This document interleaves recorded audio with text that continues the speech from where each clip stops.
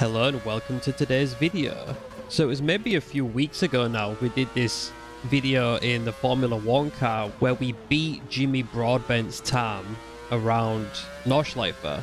But it got me thinking, what if anything can get close to this? Because just over 5 minutes is a ridiculous time. So to start with, I tried this Ferrari 499 and it was like 40 seconds off the pace. I ended up doing the lap in exactly 6 minutes. And I didn't practice at all. I just jumped in the car and drove. So then that brought me on to thinking, what compares to this? Can a hypercar built with crazy aero, the car in question being the Aston Martin Valkyrie, get close to this? But all the Valkyrie mods were pretty shit. And it's like, if it's a mod, is it really anywhere near being accurate? Because like, what else can we use? How about Kunos cars?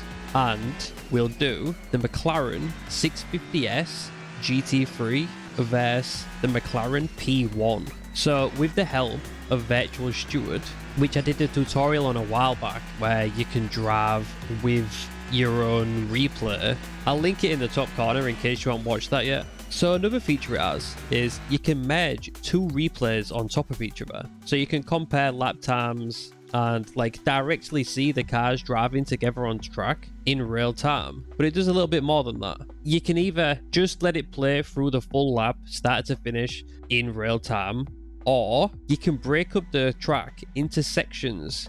You see this where it's got the number 2. This is one of the sections where the car will stop, the other car will catch up, and then they carry on again together. So you can see which sections, like clearly this is a big, long, fast section. So the P1 is just going to accelerate away. But then as soon as we come to the bends, you can see the GT3 car closing the gap, and then the P1 disappears again. And then as we come up to this next corner, coming up to Vauxhall, watch the green car, which is the P1, as it hits this marker, it will stop, the GT3 car will catch it up, and then they carry on again. What that looks like in game is like this. So this is at the beginning of the lap, obviously. You can see both the cars in real time racing with each other. Obviously there's no collisions, they're just replays. But you can kind of see this GT3 car in the front hits this first, and then the P1 catches up. So, and then, you know, it's the same thing. When you come onto the straight, the P1 disappears.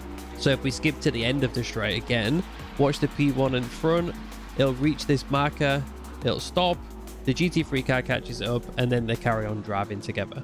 But this isn't going to be the best way for us to compare who wins in a full race. This is more just like an extra little feature that you can do with Virtual Steward.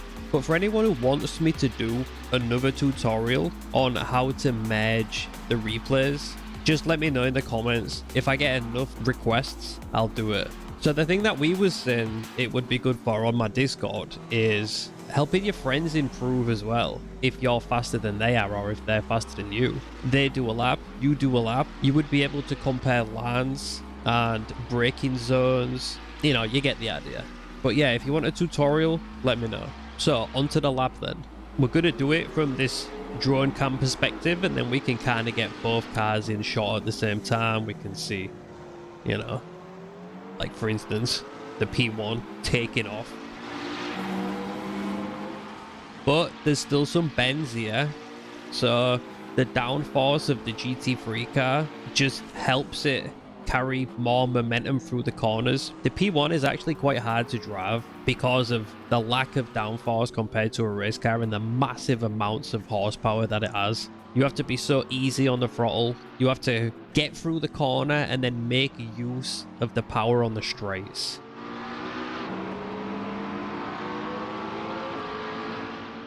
So even like here, look, it starts to catch up, but then a bend appears and it just can't carry the speed. You have to let off, you have to brake, and then it comes back again, absolutely flying. And I thought as well, Nordschleife is probably the best place to test this, because if it was a short track full of bends, the GT3 car is going to win all day, because every time we come to a bend, we can see it on this replay. The P1 just can't keep up. at least on this track, there's a decent mixture of long straights, fast bends, slow bends. Like, this track has everything, and this is why it's the best track in the world, let's be honest. Plus, it takes it from being a 3-minute lap and a 5-minute video to being more like a 6-minute plus lap and a 10-minute video.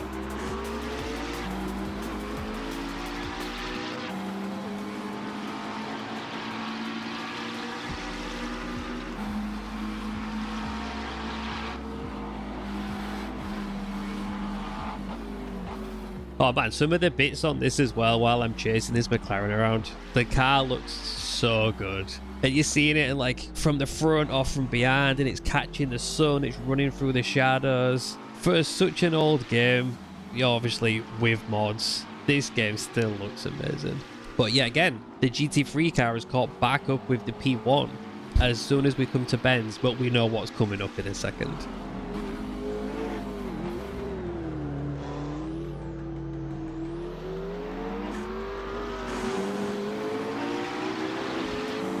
And these 2 laps as well was the first 2 laps that I'd done in these cars. So neither of them had any practice, neither of them had the upper hand over the other one, but I had been driving ACC, the previous video, for like a couple of days, so I was kind of in tune with like Group 3 race cars.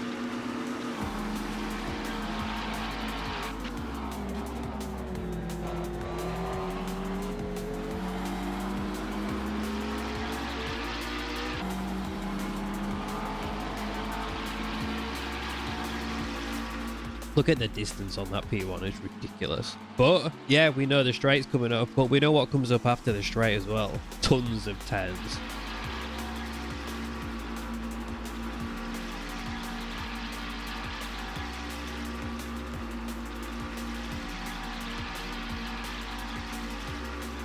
So yeah, neither of the laps are perfect, but I think that kind of works in each other's favor. You know, I could grind with the P1 and perfect the cornering. The same with the GT3. The GT3 is obviously a lot easier to drive. It's a lot more compliant. Whereas the P1, like I said, through the bends, there's just no downforce. You could spend time and get used to it and find, you know, seconds to take off the lap time quite easily. But normally if I'm doing a lap, even if I'm doing it for the Discord Tourist Challenge, I'll try and do it in usually 3 laps. So like 1 to feel the car out, 2 to improve the time, and then 3 is the final lap. Or whichever one ends up being the fastest, you know?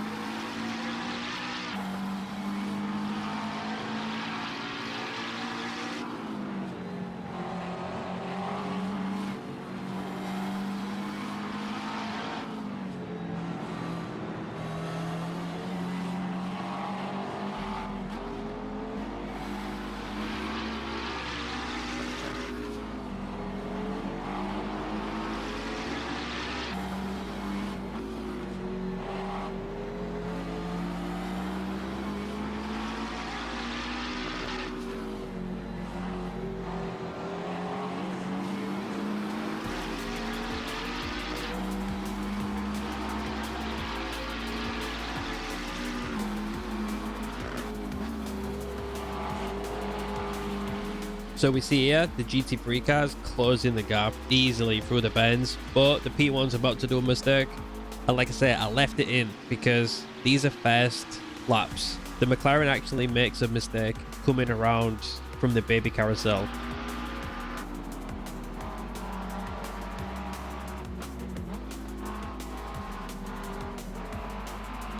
They both have the same amount of practice.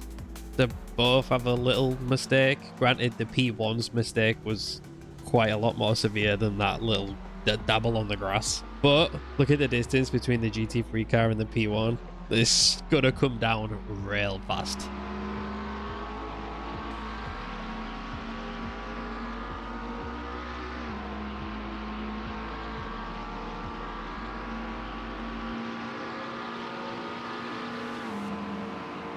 There he comes. I'll put both the speedos on the screen so we can see the difference between the two.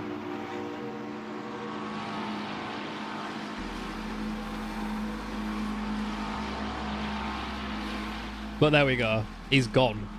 Completely disappeared. Just a tiny speck in the distance. So I think we can gather who wins.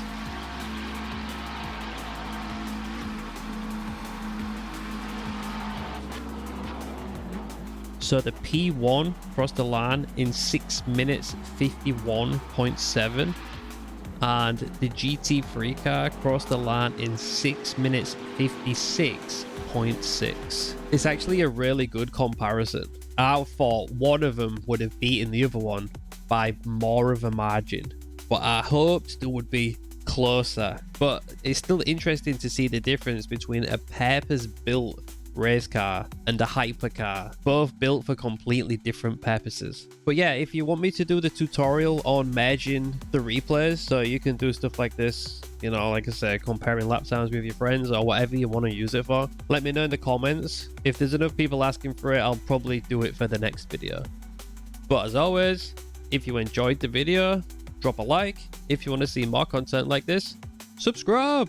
Thanks for watching. I'll catch you in the next one.